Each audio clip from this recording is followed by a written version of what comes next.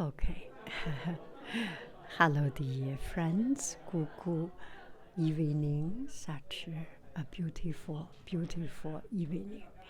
So here I bump into this little museum, and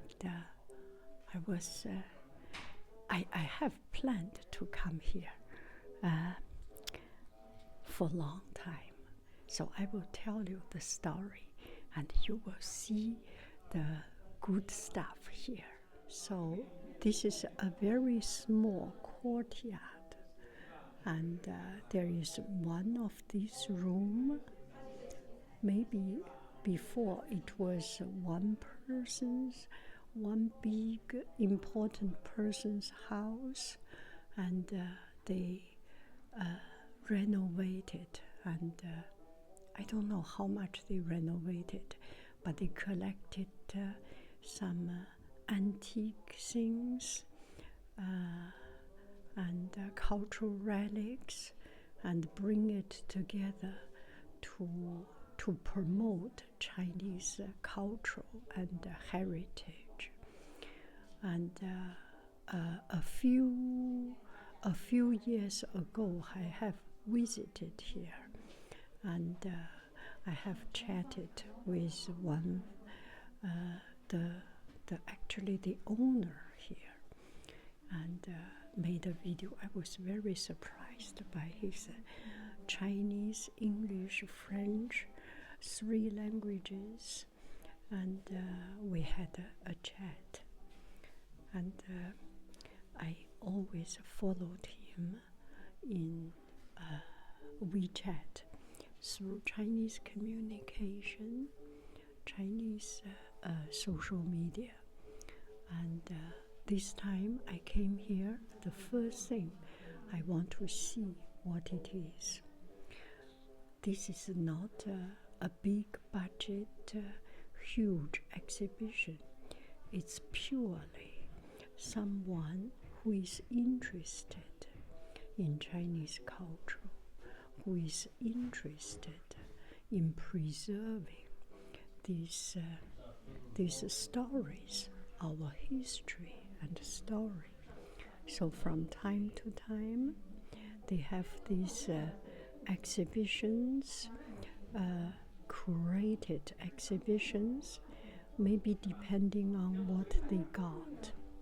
This one is a Yixing clay pot, clay teapot, and they did a quite profound study about the clay pot artists and clay pot styles, different artists, different style, and different of their master works. And it's a very interesting and profound thing. We may not see it immediately if we do not understand, but this is something that usually hidden. It's just a clay pot, right? How good can it be? But there is so much story behind it, and these are selling for huge monies, and the artists spend their life to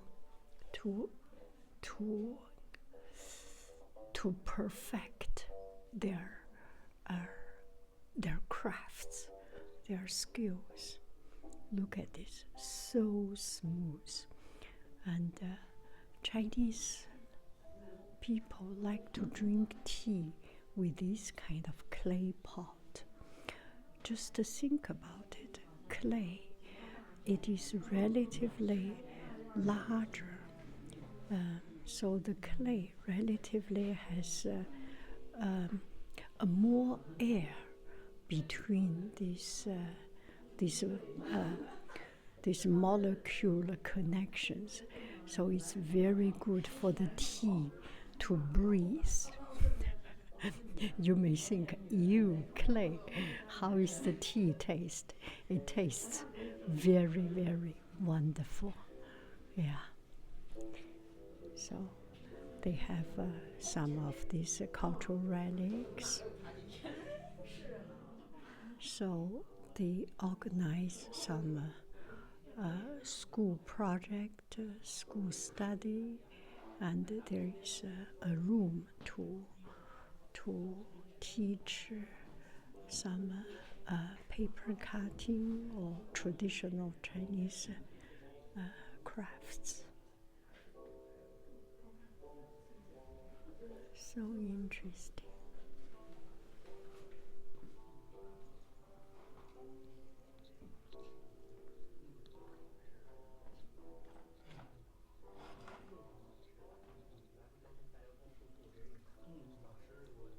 And they are doing the tie-dye now.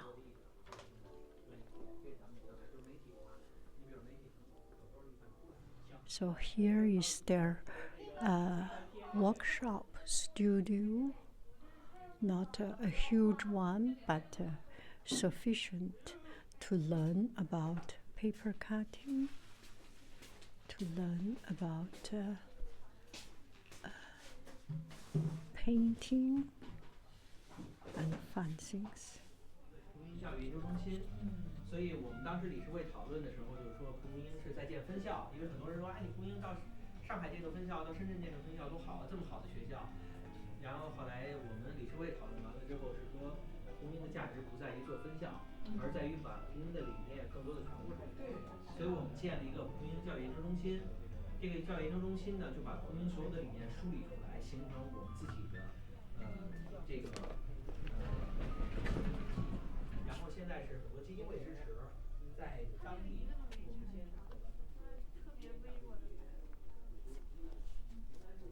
所以全都是拉哈。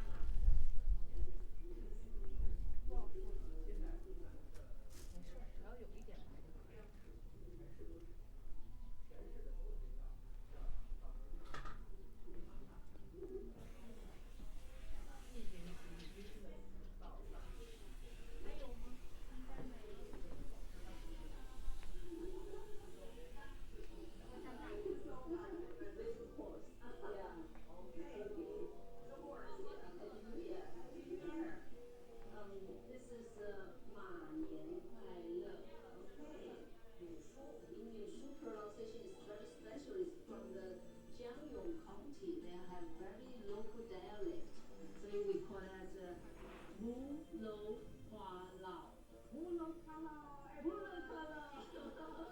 Wow, this is so special. Yeah. What exactly is this language system called Nushu? Nushu is based in Hunan province, Jiangyin County, and follow the river Xiaoshui, and the village women use this kind of woven scripts to teach themselves. And Nushu is the China intangible cultural heritage, and also Nushu is the only one women scripts in the world. Right now is this. Why do they need to have such a unique system? Because before the women in China. 这块应该能够听得挺清楚。我们一起吧。待会儿我再给他掐下来，我一个一个的问，好不好？好。哎，这样。先说中文，再说英文。好，好不好？好。因为我特别有兴趣，而且您的发音特别准。我其实已经开始录了。哦，谢谢。您是不是给大家介绍介绍？My name is Xu Yan. The meaning of my name is just like the fire is flame. Flame, yeah. Slowly, flame very slow, burn slowly. Yeah. It's very interesting. Yeah. And my company is architect firm. Oh. Yeah, and before the architect firm, I do the real estate development. How the two of you get together for this project? What project? Nushu. Okay, okay. Introducing Yeah, Chinese okay, I can introduce. 2021, I joined a kind of, how to say, 快闪店快闪快闪英文能说 blink 还是什么还是什么快闪 blink A kind of business model. flash in China, flash flash. yeah in that main street store. yeah I opened a Nushu just 1 month very short time but to do the exhibition and experience Yeah. and also including the product Oh. so it's just 1 month but on that street I walk along this street, I find this museum. So it's amazing. I love to experience the fee in heritage. Yeah. Yeah, it's So you open up a pop-up shop, yeah, a kind of shop exhibition. Yes, pop-up shop. yeah. 1 month. Mhm. And start Yeah, to introduce. yes, yes, yeah. And use that time. we didn't meet Miss Lin. Richard. Yeah, we just I just met another colleague, and I keep after that I keep pay attention with the museum. Whenever I come to the street, in the street, I just walking and visit. Every time I come to this courtyard, I feel very calm down. Yeah, peaceful.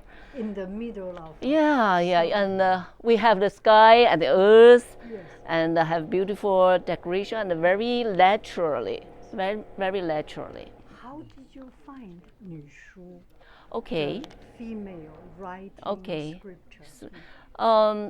I think it's a kind of very occasionally chance. Yeah, because I know my Tsinghua University professor, and she introduced another professor who studied to do the research about Nushu for 30 years. That is 14 years ago. Yeah. 12 years ago, 2014. And I said, I never heard Nushu. What's Nushu?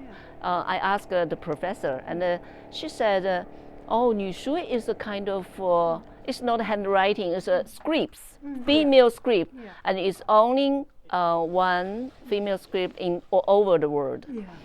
I'm so shocked. I said, oh, Chinese women is so great, can invent their own scripts.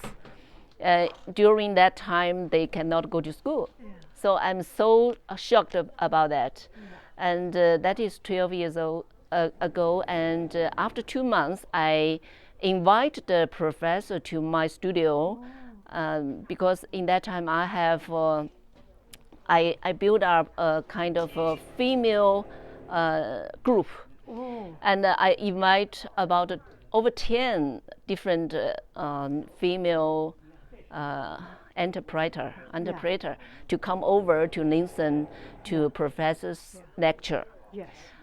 And wow, that is amazing lecture. It's about I think 60 hours in my studio to we communicate about, and we have a lot of questions to ask the professor, and the professors answer our questions. And she said, do you want to go to the local, Yeah. which Nushu spread out in some time in the future? I said, sure. So that is March 22nd. March 22nd we have the lecture, and we ordered the time is June 12th. Yeah. Yeah, we went to the local.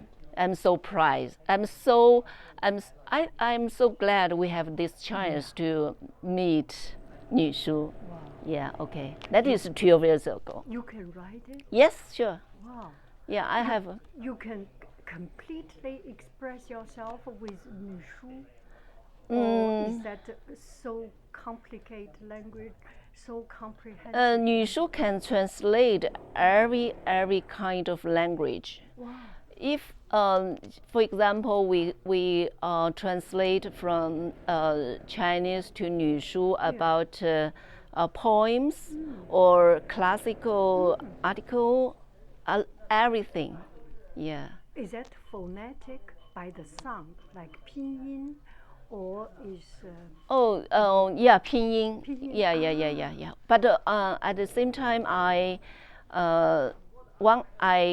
go to the village and come back, I'm so shocked again about the Nushu heritage. They inherited? inherited. They write the character.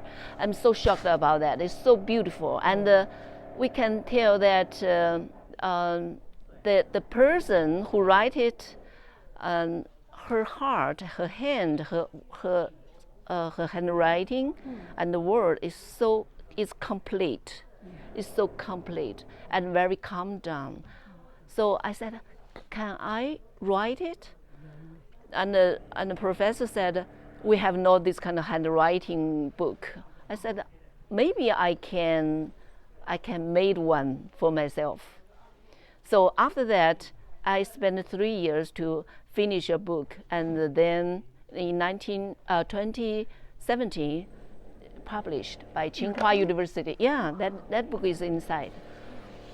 Yeah, so that is a kind of code translation, handwriting book, and a dictionary too. You can translate from English to Nushu, and also from the Chinese to Nushu. Okay. Yeah, that is a very popular used in China. When they start to contact with Nushu. So, do you often come here? Yeah, sure. Yeah, this is just I just set up a home for Nushu. Oh, Yeah, yeah. thank you. You're welcome. Thank you so much. You're welcome. So that's my trip to this living museum. And it's just fascinating to see that there is so much life and so much story in our everyday living. Bye bye, friends. I love you. I really do. Do. Guru, guru, bye bye.